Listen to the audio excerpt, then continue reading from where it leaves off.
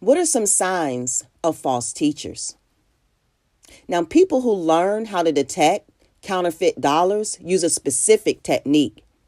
Since there are many different ways to make a fake dollar, extensive study of the real dollar is the only way to accurately recognize fakes. This same principle applies to Scripture.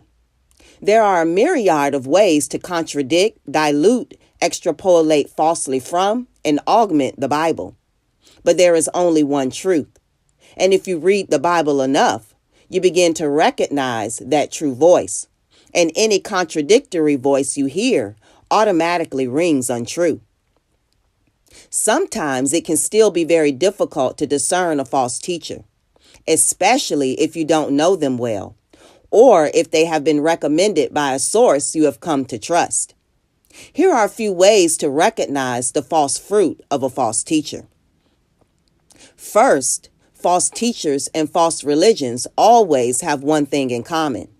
They deny the deity of Christ. This was prophesied by the Bible. Who is the liar but he who denies that Jesus is the Christ?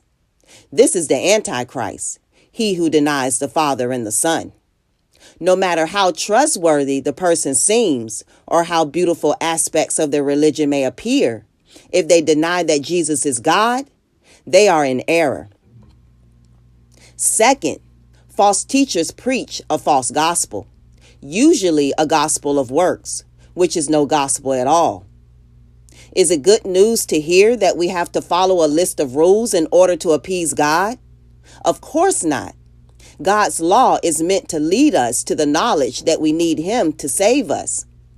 The good news is that He is willing to save any and all who believe. The only person who is condemned is the one who refuses to acknowledge his or her need for God and take the free gift of salvation.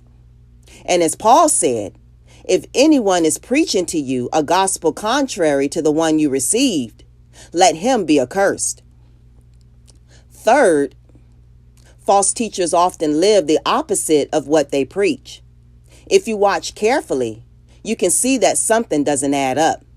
This isn't to say that the only true Christian is a Christian who never sins, but a teacher who claims Christ and then practices sin is walking in darkness.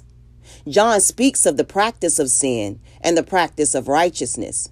If we practice something, it means we follow after it. We try to get better at it, and we seek to become accomplished at it.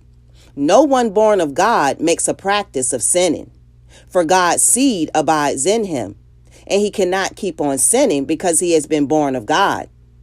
But by this it is evident who are the children of God and who are the children of the devil. Whoever does not practice righteousness is not of God, nor is the one who does not love his brother.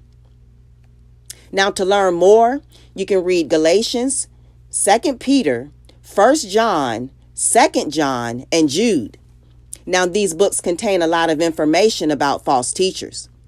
Now, if you've been taken in by a false teacher, it can be very difficult to trust anyone again. But remember that you can always trust God.